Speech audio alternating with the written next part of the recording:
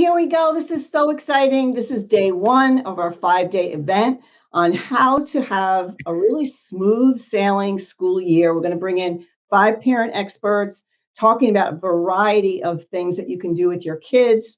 And I have here Michael Larson. He is a teen counselor. He really specializes in kind of difficult teens, and he teaches the parents how to really build that relationship again, even with during those teen years that can be where the kids like pushing away, right? So my name is Dale ECUYER, and I love helping families create health and harmony using holistic mental wellness solutions. And I'm going to talk about that later on in the event. But stay tuned all 5 days. We're going to be going live with 5 different experts, like I said. So Michael, thank you so much for giving us your time, your expertise, your wisdom. We've done a lot of interviews in the past, and you just have such an amazing way of teaching parents like how to really connect with those teens and tweens, right? So what would you say I want to ask you, what do you, in your experience working with teens, and you've worked with really troubled teens, you created a group home and really mentored these kids. What do you feel is the number one thing that they really need, but they don't necessarily show it and they don't necessarily articulate it, what it is that they need from us as parents? It's that big word connection, right? And I think we hear the word connection often now, especially if we're in a parenting space or in a mental health space. But like, what is connection, right? And then I always start with thinking, all the kids that I fostered or my current tween daughter and people I work with talking about teens, and people still use that phrase attention seeking. Well, I think they're doing this to seek attention, and I'm like, whoa, what if we replace the word with attention with connection, and we start there. So right there in our mind as a parent, anytime you think your kid is doing something for attention, they're seeking connection. So then you sit there with yourself and you think to yourself, well, why would they be lacking connection? So when teens get in issues with peers and stuff, what are they seeking? They're seeking connection. So at all their behavior, well, even us as adults, a lot of our behavior is driven by seeking connect with others, our partner, our family, our friends, our coworkers. But especially in those teen years, their brain is wired to connect. So with us as parents, we need to make sure that we're connecting with our teens and that we're not losing that connection and disconnecting through like punishment and through getting into power struggles and getting into fights. That's where we run into problems. And then the teen feels disconnected from us, the parents. So if they're not connected with us, they're going to seek connection somewhere else, like I was saying. Right. And they push us away, I feel, but they also like that is so huge, like the connection that you're saying. So instead of looking at the behavior, you're looking back at yourself and saying, what's missing here? And you would say out of the gates, for sure, 100%, it's always about connection. And with peers, like when they seek out, it could be positive connection with peers, or it could be like a negative connection, but it's just a matter, they want to feel connected to something. Yes. Go ahead. You make good point there. Yeah, positive connection is great with peers, but when teens get into trouble is when they're really lacking connection at home in the parent-child relationship, and then they're so desperate for connection, they will connect with peers and get into issues and stuff like that because they're kind of not listening to their own gut. Whatever you as parents has taught them, they're not listening to that anymore because they just want to have friends. They just want to feel connected. They don't want to feel alone and stuff like that. So can you give our parents like some way to like reconnect? I know for me, when I had my first son and during those teen years, I went through that too, where there was a lot of not good interaction between us. And then I sought out and took some parenting classes and learned to even just set aside a time where it's just the two of us, go out to lunch. And I'll tell you what, just doing that, he opened up and he started talking about his friends, and I was asking him questions, and it definitely was that connection. And I remember it would be like a couple of weeks and things would be nice and smooth, and then it would get a little rocky again. And then I would be like, we need to go out to lunch again and make that connection again. So what would you recommend to parents in terms of like how to start the ball rolling? Like if you have a really disconnected teen, there's just constant conflict all the time. How would you get the ball rolling? How would you get things going in a better direction? Would you sit down with them, have, like, what are the words that you would use or the action steps that you would take to get things going in the Yeah. right direction? So like we won't get into today's conversation, but a big piece of it is as a parent, if you're having a lot of problems in the home, is like I said, accepting that you're disconnected from your kid, accepting that, and then looking at how you're parenting. How have I parented in the past? What am I doing that could be creating this conflict, like power struggles, punishment instead of discipline? It's a whole tons of areas to look into as a parent and figure out, okay, this stuff is actually harming the relationship. So you look at that, but then as you're talking about, okay, so how do I connect with my teen? How do I get back at the page? So you mentioned going out to lunch with your son. So yeah, one-on-one quality time. So, but where I find with parents, where I work with clients, is like I say to them, so they're like, "Oh, my kid's never around. They're always busy. They're always in the room. They never want to spend time with me." I said, "Well," and I always suggest right away, "Well, sit down like you would with your partner or a friend and schedule something. Look at your schedule and look at their schedule and schedule a time." And they're like, why would I have to schedule a time with my own kid? I'm like, well, why wouldn't you? They're not 6 years old anymore. They're not 8 years old anymore. You're not the one who's, once they're a teenager, if they're in school or they have activities, they have a romantic partner, friends, they're just as busy as you. School's like their full-time job and they're working outside of school. So when you make that effort and you sit down with your child and say, hey, things have been rocky, like the word you use. Things have not been going the way I wanted. I've made some mistakes. I apologize for some of the things I've said. I've been stressed out, but I miss you. I miss spending time with you. I want to spend time with you. Can we sit down with our schedules and figure out, can we go for lunch or can we go on this activity? And this will be our special one-on-one time. And then secondly, as a parent, I would highly recommend you don't cancel that, or you don't prioritize something else, because then you're sending the message to your teen again, well, you're not as important as A, or you're not important as B. The second piece to that, that I find, with myself and with other parents that I work with, is finding a middle ground of activities or something that to do together. If you as the parent expect your teen to do whatever you want to do, or something that you did with them when they were little, that might not work anymore. It's as a parent accepting what are their interests, what are your interests, and then you could do something they really like, and then say to them, hey, maybe you can do what I want to do next time. Or you meet in the middle and you find kind of a neutral activity or a neutral thing to do, right? So like if your kid's just into YouTube all day, maybe you don't want to sit and watch YouTube, but you have a conversation with them about, hey, I'll watch some YouTube if you'll go for a walk with me outside. Or maybe we can find a movie that we can both pick together. Love it. And I love what you're saying about, it's kind of like taking interest in what they're interested in. But also something that you said that I think is vitally important is what you said a few minutes ago about apologizing to your child. And I know that's hard because we want to think that we know it all, but we don't know anything when it comes to parenting our kids unless we have gone through it, taken courses, learned, read books. And I know it's hard for parents to kind of look at themselves in the mirror and, like you were saying, ask yourself, are you having power struggles? Where do I fit into that? Is there constant conflict? Like, what's my piece of that? Like, so looking at yourself first, and I know we've talked at other times about parenting yourself first, not being reactive, being more calm. So kind of looking in the mirror at yourself first and then saying to your kid, hey, you know what? I don't know what the heck I'm doing here. I remember saying that to my kids a lot, especially my teenager, like, I've never done this before. You got to help me here. We got to figure out how to bring more harmony into our relationship because this is getting hard and I'm not liking the way this is feeling. So help me with this. You know what I mean? Most definitely. So like And the it's like cooperative.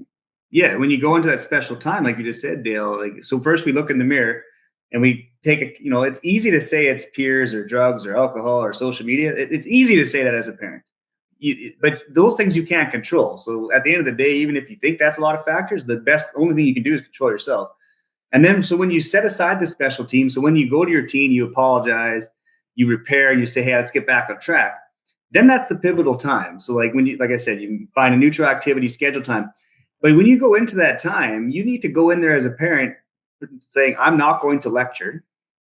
I'm not going to be on them about anything they say. I'm going to go in there to listen.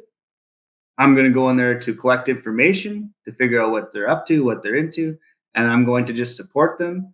And I'm going to provide empathy.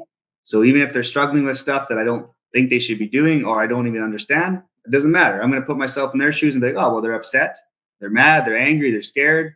This is worrying to them. I don't like when I feel that way. So that sucks.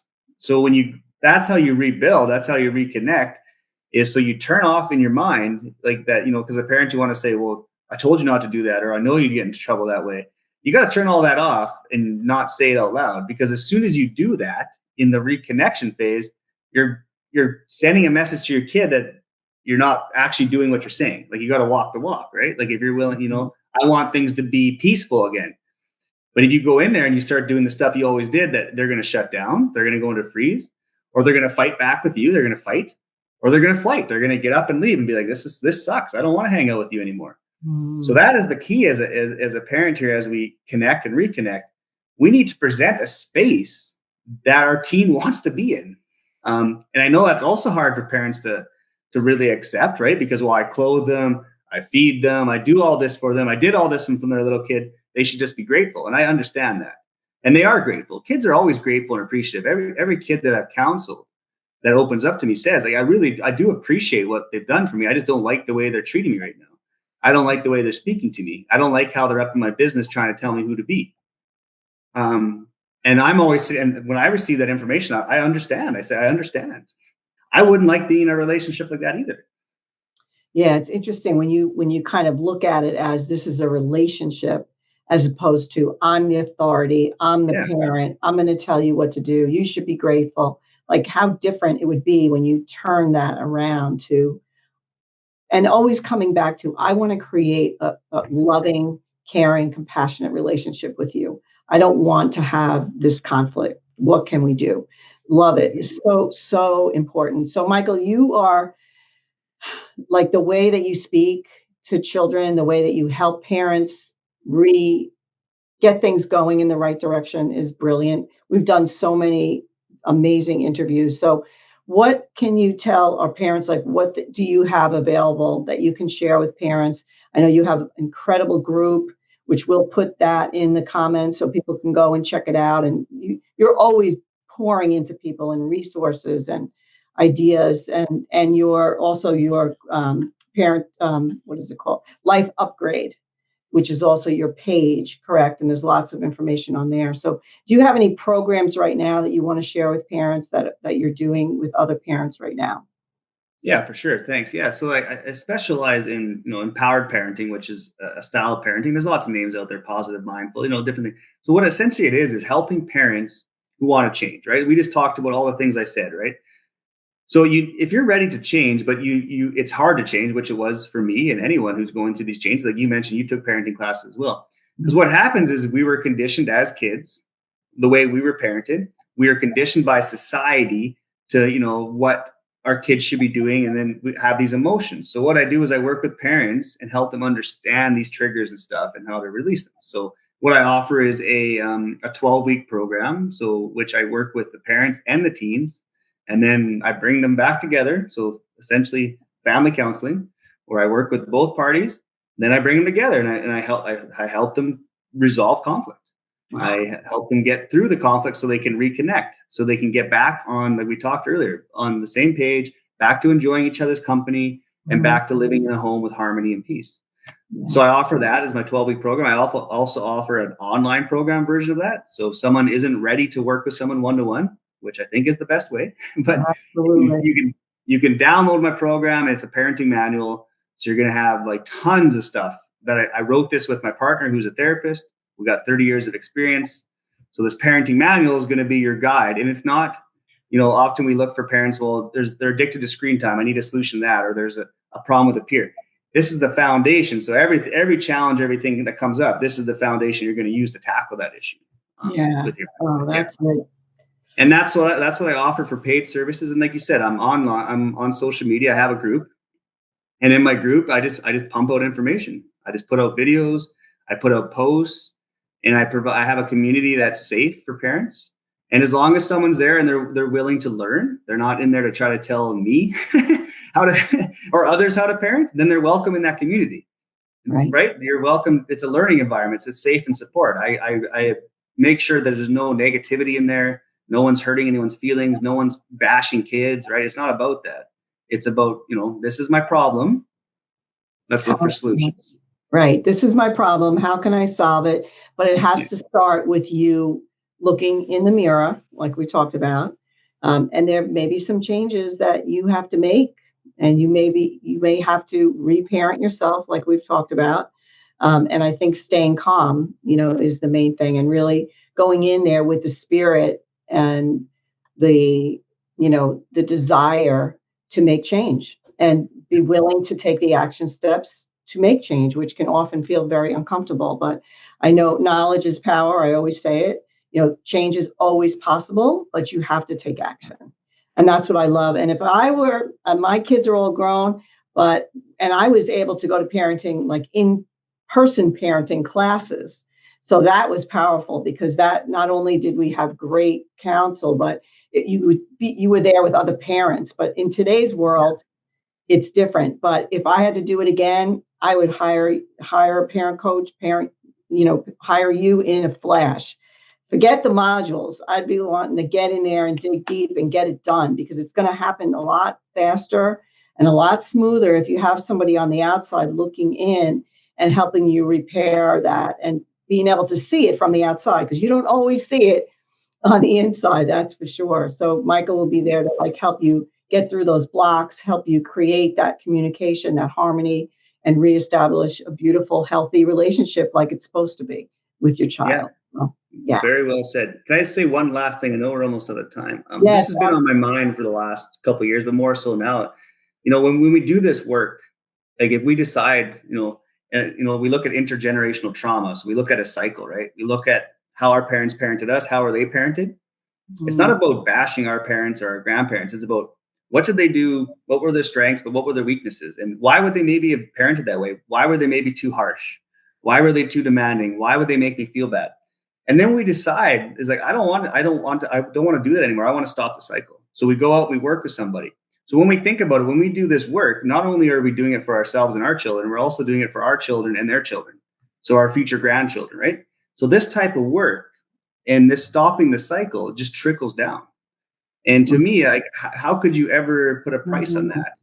Or how could you ever not want to do that? When you think about, so it's not easy work. It's not easy to look in the mirror and to uncover stuff from your past, to uncover why you're doing this, to admit you are at fault.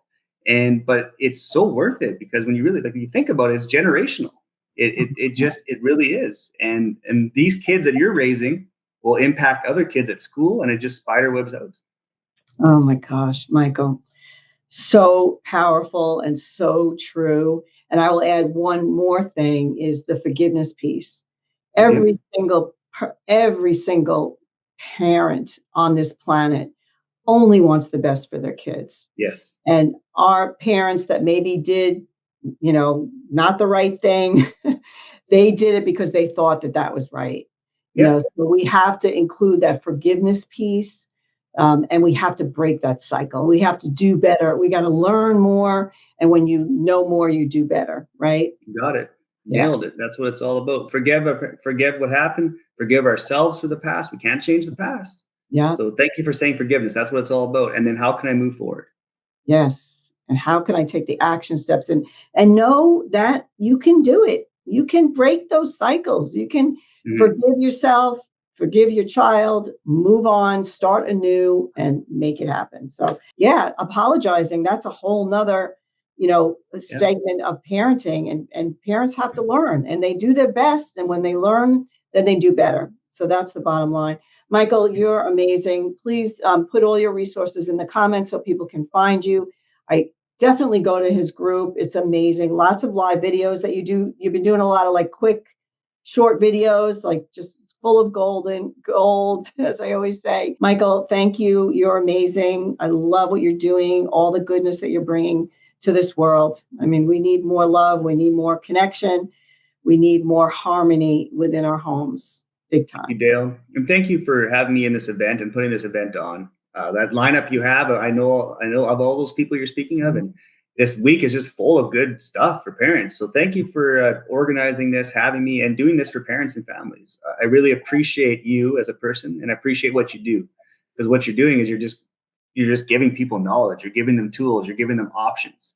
And when we don't feel like we have any options, that's a very lonely feeling. But when we feel, because options give us hope, and when we have hope, that can do a lot of things.